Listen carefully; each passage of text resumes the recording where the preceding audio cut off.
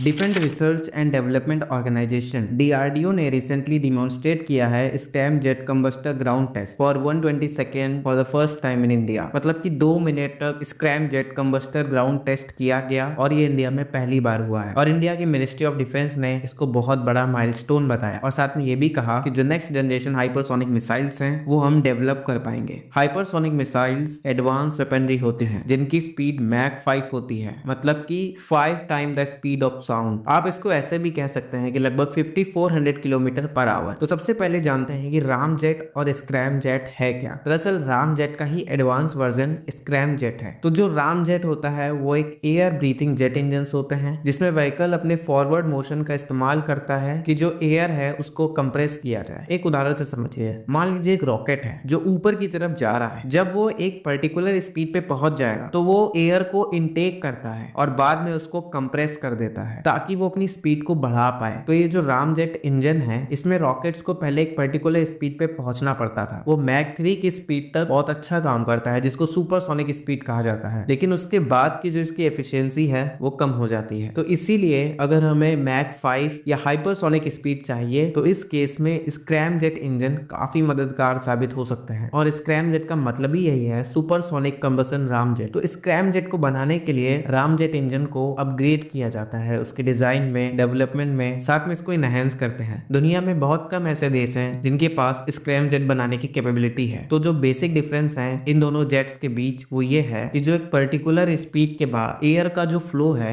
वो scrum jet engine में कम नहीं होता। वही राम जेट में मैक 3 के बाद एयर का फ्लो कम हो जाता है, लेकिन स्क्रैम जेट में ऐसा नहीं है। उसमें एयर का फ्लो लगातार बढ़ता रहता है जिसकी वजह से रॉकेट को और ज्यादा स्पीड मिल जाती है। और जो लेटेस्ट टेस्ट किया गया है ये किया गया है defence research and development laboratory में, DRDL, जो कि हैदराबाद बेस्ड एक फैसिलिटी है डीआरडीओ की। ये फैसिलिटी लंबे समय से काम कर रही है कि जो राम जेट है उसको स्क्रैम जेट बनाया जा सके। तो इसी को पहली बार बताया कि जो स्क्रैम जेट कंबस्टर है इसमें बहुत ज्यादा थ्रस्ट रिलीज करने की कोशिश की गई थी, जैसा कि आप पिक्चर में देख सकते हैं। तो मिलिट्री ऑफ डिफेंस ने बताया कि जो ग्राउंड टेस्ट है इसकी वजह से हमें बहुत सारे अचीवमेंट हासिल हुए हैं। आगे जाके जो हाइपरसोनिक व्हीकल्स होंगे उसमें हम इनका इस्तेमाल कर पाएंगे। और आपको बता दें कि भारत के अंदर जो हाइपरसोनिक टेक्नोलॉजीज है इसको लेकर पिछले 2 दशकों से डेवलपमेंट चल रहा है। 2002 के बाद से हाइपरसोनिक सिस्टम पर काम करना स्टार्ट कर दिया गया था, लेकिन चीजें थोड़ा धीरे वर्क करी। इसरो को जो सबसे पहला ब्रेक थ्रू मिला था वो था 2016 में, जब स्क्रैम जेट का पहली बार अच्छे से टेस्टिंग की गई थी। ये सक्सेस तो थी लेकिन ये सिर्फ 5 सेकंड तक ही वर्क किया था। तो इसकी वजह से इसको फर्दर बिल्ड किया गया है। अब इसरो का यहाँ पे फोकस है कि जो हाइपरसोनिक एयर ब्रीदिंग व्हीकल्स हैं उनमें एयर इंटीग्रेशन सिस्टम लगाया जाएगा, उसको डेवलप किया जाए जिसकी वजह से इंजन को अलग से ऑक्सीजन कैरी नहीं करना पड़ेगा। तो इससे जो सैटेलाइट है उसका वेट कम हो जाएगा। और आपको बताते हैं कि जो हाइपरसोनिक डोमेन है वो हमारे